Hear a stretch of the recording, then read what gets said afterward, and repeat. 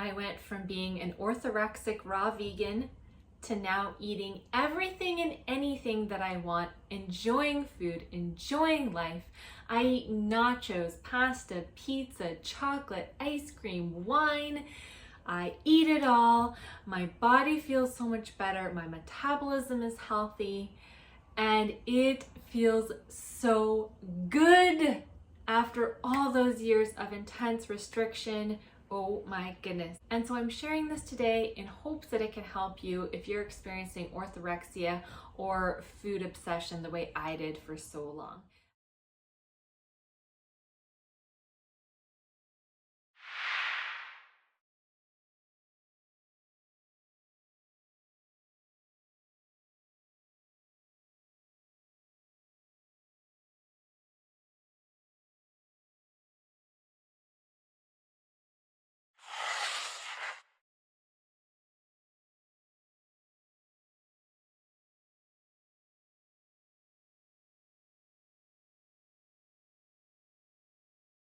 Before I get into how I healed, I'll share a bit of my story.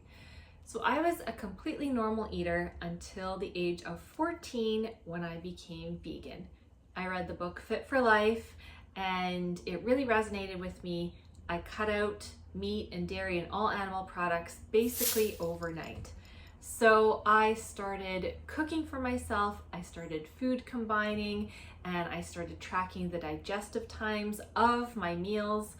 I was making sure that I was eating super clean, whole natural foods. I was eating fruits and vegetables, nuts, seeds, grains, legumes, tofu, all that stuff, and eating a good amount of food. But I was just so obsessed to the point where I had to make sure I was cooking my own food. I didn't want to tell my peers at high school what I was doing, so I really withdrew from my friends. I became kind of secretive.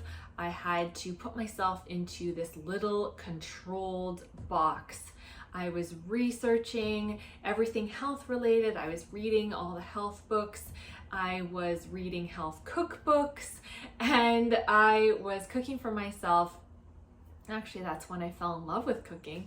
But it really pinned me in. So quite quickly, I lost weight. I was already a normal, healthy weight, and I lost, I don't know how much, but anyways, I dropped down to about 95 pounds. That's about 30 pounds less than I am right now. I lost my period, my hair thinned, I was cold all the time. I had brain fog. I had actually, funny enough, had constipation despite eating all that fiber. And I just, honestly, I was so tired. I was pale. I did not feel well. You can hear my full vegan story in my other video, which I'll link below. But yeah, I did not feel well. But despite that, I kept going and kept going. Boxing myself in further and further. I was making sure that I was eating fruit until noon for optimal cleansing. I was doing fruit fasting like 1 day a week for a cleanse, which was supposed to be a great thing. But the more I swung the pendulum in one direction, you know what happens. It's gonna swing in the other one eventually. So about a year in, that's when my body started to rebel and I started to binge because my body wasn't getting what it needed.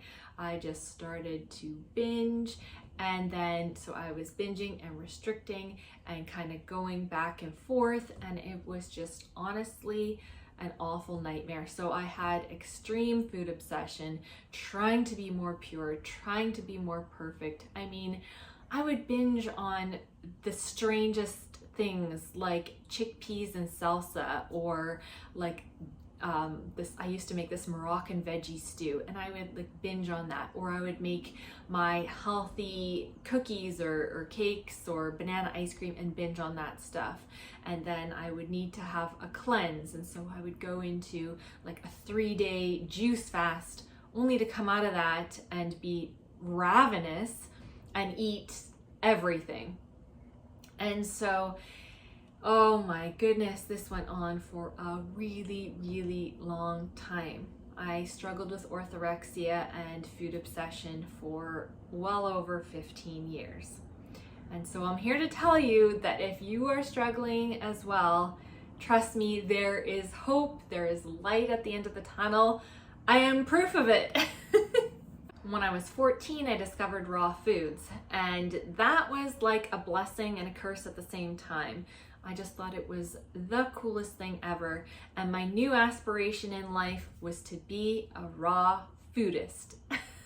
And it was not common like it is now. There was one raw food blog, and I would read it all the time. I thought it was the coolest thing. I started experimenting with recipes and going even more high raw and high raw. That's not a good thing to do in the middle of winter, minus 30 degrees Celsius in Canada. Let me tell you, the body needs some warm foods. And so, yeah, I just boxed myself in more and more, and I felt crappier and crappier, and my food obsession just spiraled out of control because I was lacking all the nutrients and sustenance that I really needed. I experienced so much guilt and shame with the binging that I would just really force myself to go the opposite way and restrict, and it was just honestly awful.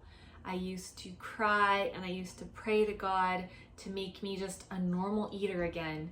And then I would write out lists of like the perfect diet and read fitness magazines, and it was awful. It was a prison. I went fully raw vegan in my mid-20s for 3 years, and that's when everything fully unraveled because that was the ultimate restrictive diet. The juice fasts and the fruit fasts and the blended soup fasts and smoothies. Oh my goodness. I was but a shell of myself by the end of all that. And so the healing journey began, and here is how I recovered.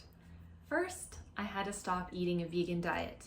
Now, I stopped eating a vegan diet because I was so terribly sick. However, I attribute that to the beginning of healing my food obsession and orthorexia. The vegan diet was actually masking my disordered eating. Had I been fully honoring my body, I would not have remained on a vegan diet for 13 years because it was making me sick right from the beginning. But it was the disordered eating from it that made me continue on for so long. Like, I was in so deep. And so stepping away from that and opening the diet up to all food groups was essential for my healing. Essential. And I know a lot of people aren't going to want to hear that, but it's true, and I've talked to so many others who said the exact same thing. I stopped doing all cleanses and fasts because those were putting me into a binge restrict yo-yo pattern that was just never ending. And then I would use that to counteract my binges. So I really had to stop and take responsibility for myself and my eating instead of just using the cleanse as a tool. No more laxative teas. So I forgot to mention this earlier, but for many years I was abusing herbal laxative teas. So in the beginning, I was just using them as a cleansing tool, plus I was having constipation because my body was messed up. And so it kind of started out innocently, but then very quickly I realized, great, I can binge and then just use a laxative tea. So again, not having to take responsibility for my actions and my eating. I would just use that. So I had to stop doing that as well.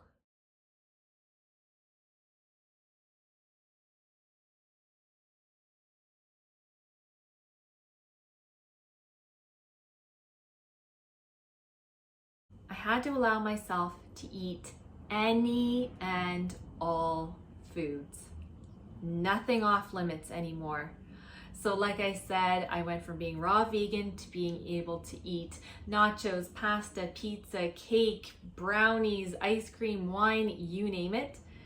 But it was a journey. It's taken a long time. And now finally I can literally go to any restaurant without having to look at the menu ahead of time. I could go to anyone's house and eat a meal that they serve and not have any changes to the menu because I'm worried about the gluten or the bit of dairy. Like, that's not a thing anymore. So that is so freeing. It's amazing. I love it.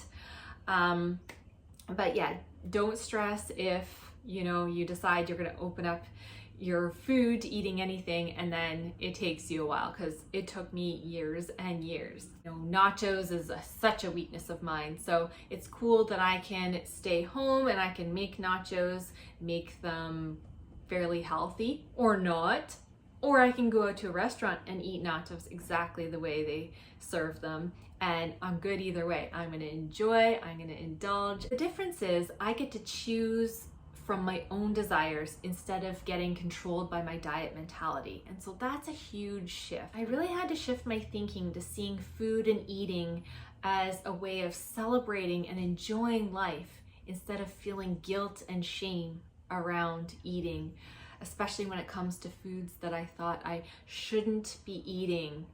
I would always be thinking that I had no self-control, I had no willpower, and that's such an awful feeling. Who wants to feel that way? And so shifting my thinking was absolutely crucial for the healing process for me.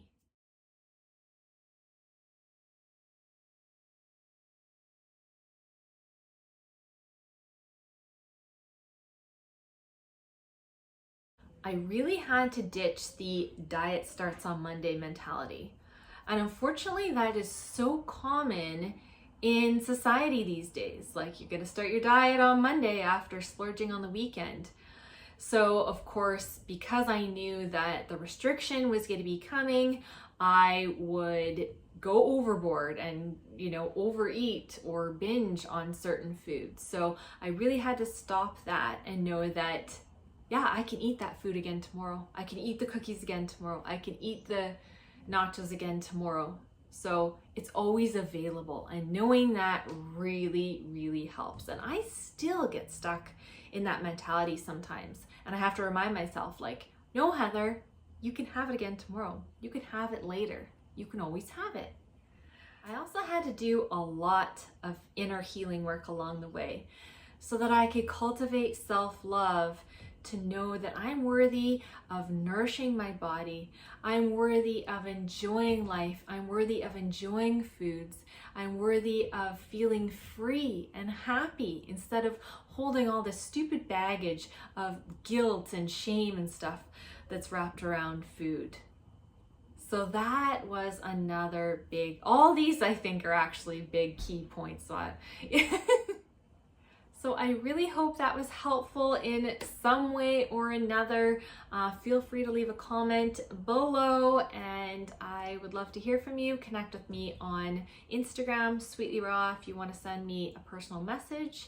And be sure to check out my blog, sweetlyraw.com. I will see you next time. Bye-bye.